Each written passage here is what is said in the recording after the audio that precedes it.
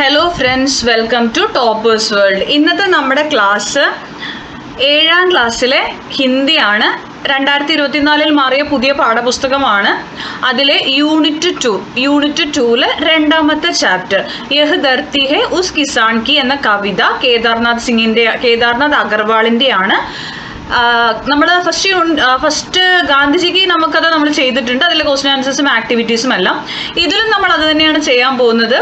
ഇതിലെ ക്വസ്റ്റ്യൻ്റെ ആൻസേഴ്സും അതുപോലെ ബാക്കിയുള്ള ആക്ടിവിറ്റീസും ആയിരിക്കും നമ്മൾ ഇന്ന് ചെയ്യാൻ പോകുന്നത്.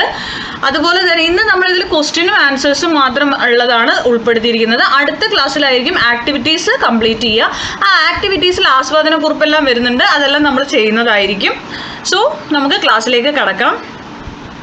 യഹ് ധർത്തി ഹെ ഉസ് കിസാൻ കി, കേദാർനാഥ് അഗർവാൾ. ഇതിൽ 4 ക്വസ്റ്റ്യൻ ആണുള്ളത്, കണ്ടല്ലോ. ഇനി നമുക്കതിൽ ആദ്യത്തെ ക്വസ്റ്റ്യൻ നോക്കാം. ഗൂൻ ചാട്തി വായു സെ ആപ്നെ ക്യാ സംജ. എന്താ പറയണത്? ഗൂൻ ചാട്തി വായു എന്നതും കൊണ്ട് നിങ്ങൾക്ക് എന്താണ് മനസ്സിലായത്? ആൻസർ നോക്കാം. ഗൂൻ ചാട്തി വായു का अर्थ रक्त को सुखाने वाली हवा है, अर्थात कठोर गर्मी में भी किसान खेत में काम करता है.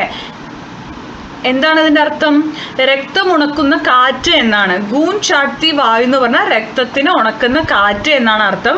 അതായത് കഠിനമായ വേനലിലും കർഷകൻ വയലിൽ ജോലി ചെയ്യുന്നു, അതുകൊണ്ടാണ് രക്തത്തിന് വരെ ഉണക്കുന്ന കാറ്റ് എന്ന് പറയുന്നത്. മനസ്സിലായല്ലോ? നെക്സ്റ്റ്,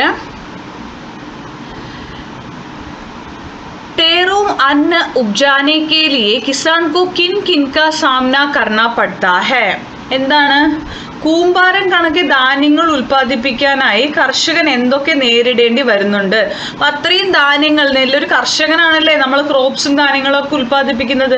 അത്രയും ഉണ്ടാക്കാൻ വേണ്ടി അയാൾ എന്തൊക്കെ കാര്യങ്ങൾ നേരിടേണ്ടി വരുന്നുണ്ട് എന്നാണ് ക്വസ്റ്റ്യൻ. ബർസാത് ഓർ ധൂപ്പ് മീൻ ബൈലോം കി കന്തോം പർ ജുവാ രഖ്ന പഡ്താ ഹെ. എന്താ പറയുന്നത്? മഴയിലും വെയിലിലും കാളകളുടെ തോളിൽ നുകം വെക്കേണ്ടി വരാറുണ്ട്. അടുത്തത്, कठोर गर्मी में भी पैनी कुसी से मिट्टी के अंदर तक जाकर जोत डालना पड़ता. വേനലിലും കലപ്പയുടെ മൂർച്ചയുള്ള കൊഴുകൊണ്ട് മണ്ണിന്റെ ഉള്ളിൽ വരെ പോയി ഉഴുതു മറിക്കേണ്ടി വരാറുണ്ട്. വേനലാണെങ്കിലും ഉഴുതു മറിച്ചാലല്ലേ നമുക്ക് വിത്ത് വിതയ്ക്കാനൊക്കെ പറ്റൂ. അടുത്തത്, ഗാദ് ബീജ് ബോന പടുത്താ ഹെ. എന്താണ്? വിത്ത് വിതയ്ക്കേണ്ടി വരാറുണ്ട്.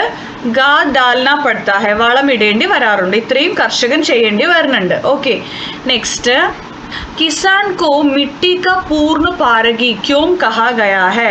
എന്താ പറയുന്നത്?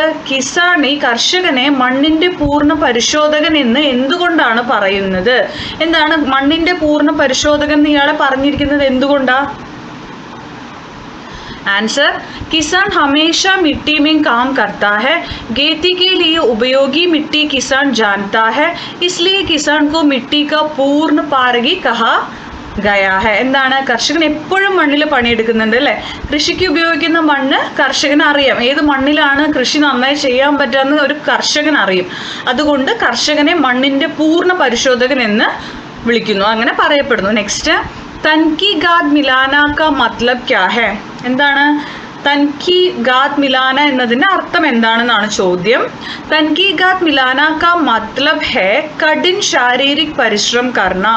എന്താണ് തൻകി ഗാദ് മിലാന എന്നതിൻ്റെ അർത്ഥം എന്താണ്? കഠിനമായ ശാരീരിക അധ്വാനം ചെയ്യുക, ഹാർഡ് വർക്ക് ചെയ്യുക എന്നതാണ് അതിൻ്റെ മീനിങ് വരുന്നത്. ഓക്കെ, അപ്പം ഇത്രയാണ് നമുക്ക് 4 ചോദ്യം വരുന്നത്.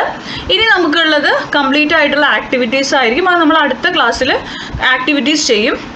അപ്പോൾ നിങ്ങൾക്ക് ക്ലാസ്സുകൾ ഇഷ്ടപ്പെട്ടിട്ടുണ്ടെങ്കിൽ നിങ്ങൾ ലൈക്ക് ചെയ്യാൻ മറക്കരുത്. ഒരിക്കലും ലൈക്ക് ചെയ്യുക, ഷെയർ ചെയ്യുക. സബ്സ്ക്രൈബ് ചെയ്യാത്ത കൂട്ടുകാരുണ്ടെങ്കിൽ ഒന്ന് സബ്സ്ക്രൈബ് ചെയ്ത് ഞങ്ങളെ സപ്പോർട്ട് ചെയ്യുക.